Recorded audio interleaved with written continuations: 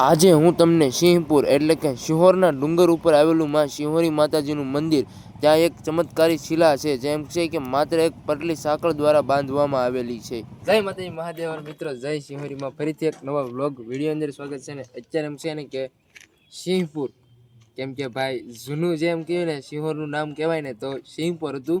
ત્યારબાદ એમ છે ને કે શિહોરી માતાજીનું નામ શિહોરી માં એમ છે ને સિંહોર ઉપરથી જ પડેલું છે ને જૂનું નામ જે હતું એ શિહોરનું સિંહપુર હતું.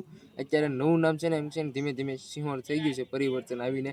અત્યારે હું તમને ખાસ કરીને માતાજી માં શિહોરી માના દર્શન કરાવવાનો છું, અને સાથે સાથે ઇતિહાસ કહીશ, અને સાથે સાથે એક એમ છે ને કે માં શિહોરી માનો મોટો પરચો છે, જેમ છે ને કે પથ્થર શિલા છે, જે શિલા એ જો સાંકળેથી બાંધેલી છે તો એ પડે તો એમ છે કે અડધું શિહોર ભાઈ. એટલા માટે છે ને એ પથ્થરના ખાસ કરીને માતાજીના ચમત્કારના દર્શન કરાવીશ. તો ચાલો ફટાફટ હવે માં શિહોરી માના દર્શન કરવા જઈને તેમનો ઇતિહાસ જણાવું. તો આગળ વિડીયોની અંદર બન્યા રહ્યો.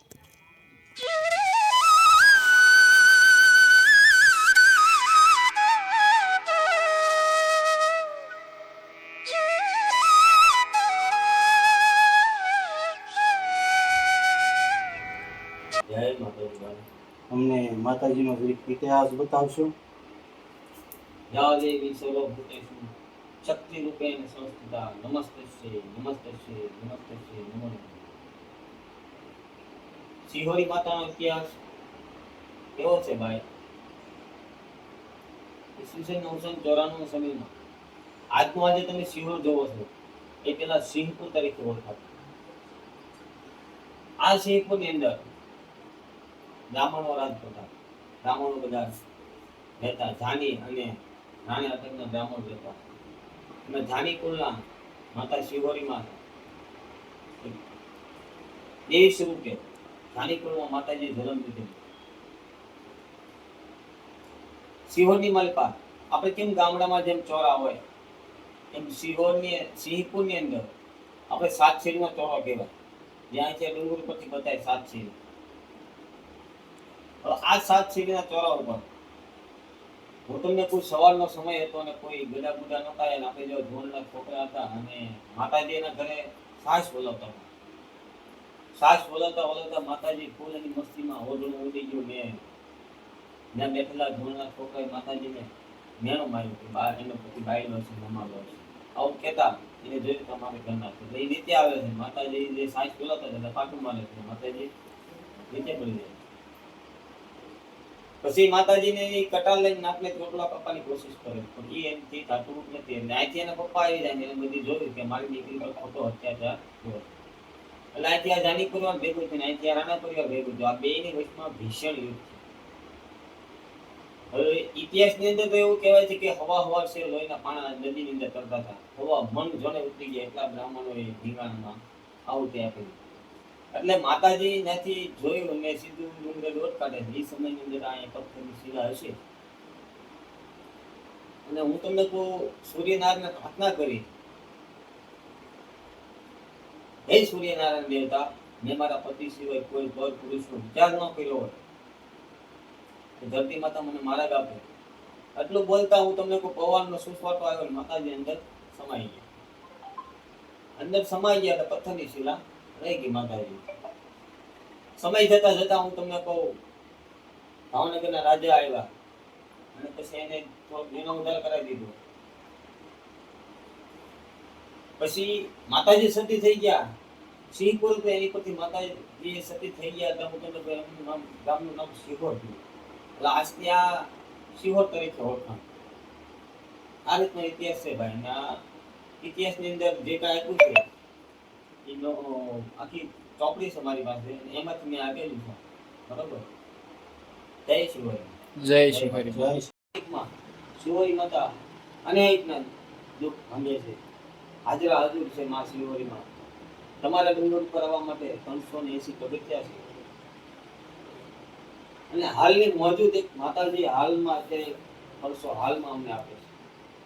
જે પથ્થરની શિલા બાંધેલી છે, એ હાંકલથી બાંધેલી છે. અને શિલા એટલી મોટી છે. માતાજી એક ભાઈ નીચે રહેશે, એમને સપને આવી કીધું તું ખાલી હાંકલ માર દે, આખી જવાબદારી મારી. એ ભાઈ ને માતાજી સપને એમ કહી ગયા, ભાઈ સાંકળ મળી ગયા.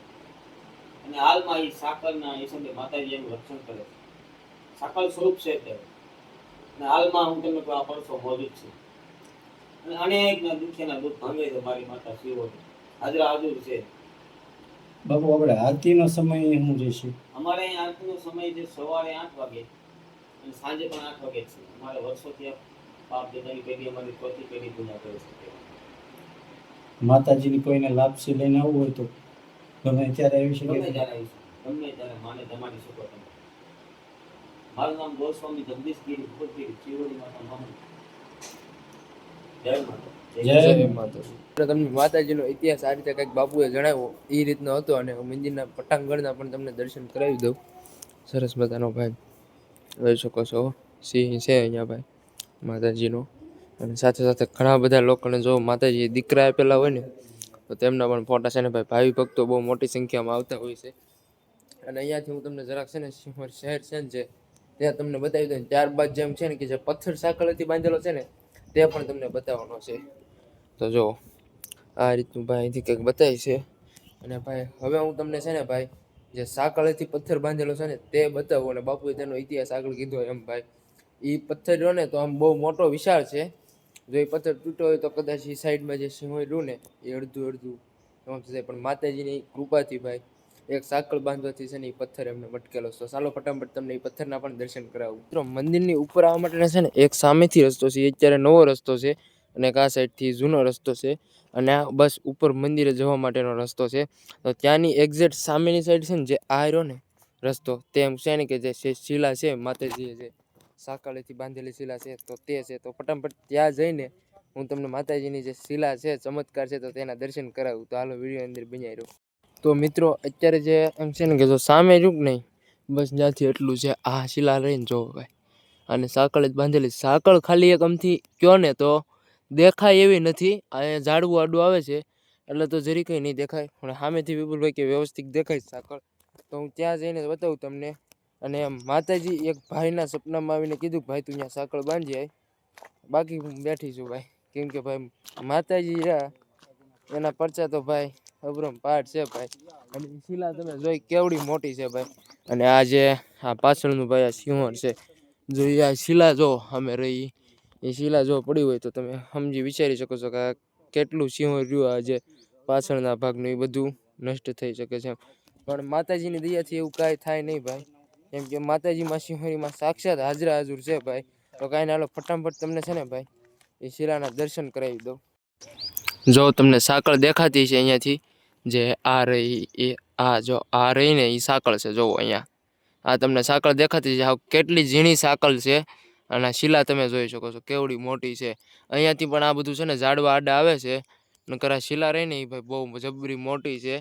આ અહીંથી શરૂ કરીને ઠેઠ એવડી મોટી છે ભાઈ શિલા. તમે વિચાર કરો કે ખાલી એક આ સાંકળ બાંધવાથી જો તમને આગળ બાપુએ આ શિલાનો જેમ છે ને કે ઇતિહાસ તો આગળ બાપુએ કીધેલો જ છે કે માતાજી એમ છે ને કે ડુંગર ઉપર દોડીને આવ્યા અને અહીંયા એમ છે ને કે સૂર્યનારાયણની સાક્ષી એમ છે ને કે જે પવનની વેગમ છે ને કે આ પથ્થરને શિલામાં સ્વરૂપમાં બદલાઈ ગયેલા હતા. અને જો આ શિલા ભાઈ અત્યારે પણ અડીખમ છે. કોઈ પણ ગમે તેવું વાવાઝોડું ગમે તે આવે કશું થતું નથી ભાઈ. અને આ છે ભાઈ માતાજીમાં સિંહોરીમાંની એક એમ છે ચમત્કાર. અને કૃપા કહો તોય તે ચાલે. બસ જો આ રીતનો કંઈક માતાજી સિંહોરીમાંનો ઇતિહાસ છે ભાઈ. અને ભાઈ શિલા હું ઘણી વખત આવ્યો. ખાસ કરીને તમે છે ને કે અમારા તો કુળદેવીમાં છે સિંહોરીમાં. હું ઘણી વખત આવ્યો પણ શિલા આજ પહેલી વખત આ જોઈ જોવો. અને સાંકળથી ભાઈ કેટલી ઝીણી સાંકળ છે તમે એ વિચારી શકો છો. જોવો તેમ છતાં પથ્થરને કાંઈ થતું નથી. પથ્થર કેવડો મોટો છે અને સાંકળ કેવડી છે ભાઈ. બસ કાંઈ નહીં. તમારે શિલાના દર્શન કરવા આવવા હોય ને તો તમે જે કોઈ પણ જૂના કે નવા રસ્તેથી આવતા હોય ને તો ત્યાંથી એક્ઝેક્ટ છે ને આટલો આ રસ્તો છે. અને અહીંયાથી તમે ઊભા ઊભા જોશો ને આ બીજી સાઈડના પગથિયા છે. તો તમે અહીંથી ઊભા ઊભા જોશો ને તો સરસ મજાના છે ને ભાઈ આ શિલાના દર્શન થાય. તો કોમેન્ટમાં જય સિંહોરીમાં લખી નાખજો ને ભાઈ આવા છે માતાજીના હાથ ચમત્કાર.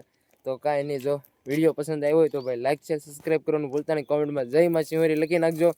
બાકી તો કાંઈ નહીં. આશા છે કે આજનો વિડીયો પસંદ આવ્યો છે. પસંદ આવ્યો તો લાઈક શેર સબસ્ક્રાઈબ કરવાનું ભૂલતા નહીં. મળીએ એક નવા વ્લોગ વિડીયો સાથે, મળીએ એક નવા એપિસોડ, નવા ઇતિહાસના વિડીયો સાથે, નવા ટ્રાવેલિંગના વિડીયો સાથે. ત્યાં સુધી બધાને જય માતાજી મહાદેવર, જય સિંહોરીમાં.